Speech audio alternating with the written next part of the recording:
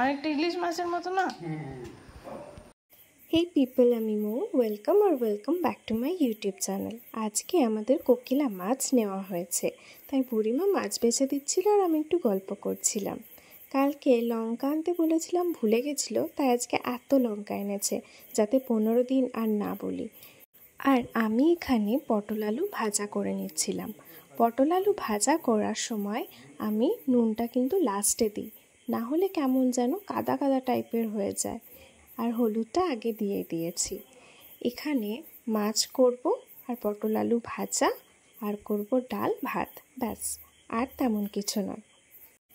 ও হ্যাঁ, আজকে হচ্ছে রথযাত্রা। শুভ রথযাত্রা শুভেচ্ছা সকলকে। জয় জগন্নাথ।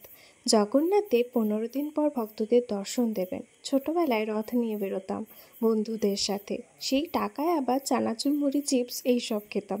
ইস, কি তাড়াতাড়ি যেন বড় হয়ে গেলাম। এখন কত দায়িত্ব, সংসার। এখন এটা খেয়ে করব স্নান, তারপর পুজো।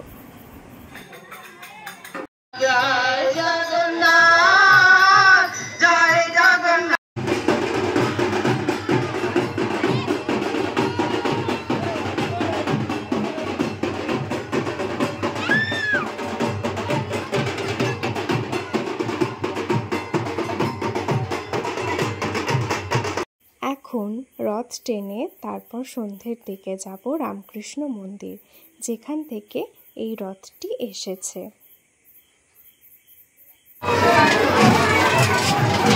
এই যে এটা হচ্ছে রামকৃষ্ণ মন্দির।